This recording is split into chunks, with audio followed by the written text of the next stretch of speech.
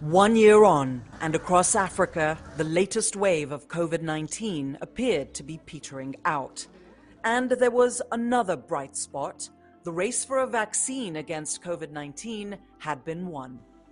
2021 began with hope. The hope that newly approved vaccines would be deployed quickly around the world to turn the tide of the pandemic. But hope quickly turned to angst as the scramble for vaccines began.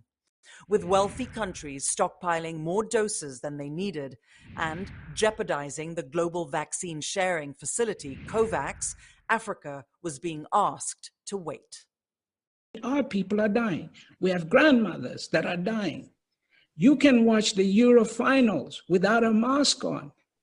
Okay, it's happening now, but we can't. And I cannot be here and not tell you we're disappointed. But rather than submit to the status quo, Africa took matters into its own hands, ushering in a new era of Pan-African collaboration. As part of the African Union's vaccine development and access strategy and its goal of vaccinating at least 70% of the population, the African Vaccine Acquisition Task Team was set up to ensure vaccine access for Africa's citizens. Africa would pool together its own resources and approach manufacturers and governments of wealthy nations directly to secure doses at reasonable prices. We want to approach this as a continent, and that's why AVAC was created. And I remember at that meeting, President Ramaphosa said, go out there and be aggressive, find the vaccines, be unapologetic in fighting for the vaccines. In August of 2021, the African Union announced the start of monthly shipments to member states of 400 million vaccines. The single-dose Johnson & Johnson vaccine was selected for the first pooled procurement. The agreement with Johnson & Johnson was made possible through a $2 billion facility provided by the African Export-Import Bank, AfriExim Bank. President Bank is pleased to have been a partner to the African CDC, particularly during the last 2 years. Our aim is to transform the relationship into a strategic partnership where our two institutions will provide leadership in building a resilient health system within Africa.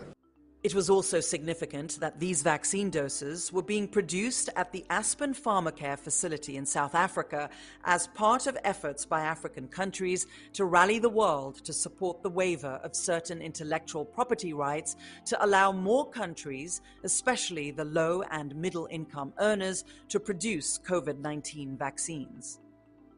If we have a good candidate vaccine or a vaccine that has been proven to be successful or effective in any country, we are asking for intellectual property transfer so that they can be manufactured locally on the continent.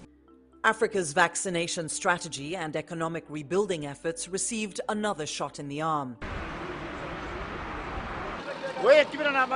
Building on efforts to expand access to vaccines across Africa, the MASTERCARD Foundation announced it would deploy $1.3 billion over 3 years in partnership with the Africa CDC to save the lives and livelihoods of millions of people in Africa and accelerate economic recovery.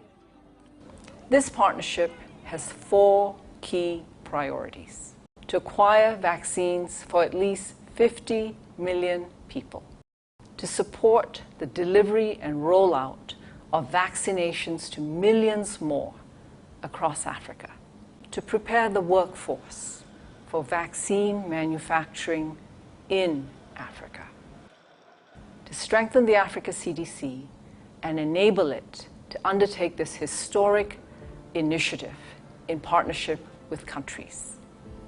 Through these efforts, some vaccines were available across the continent, but not enough. And could countries even get them to their people in time?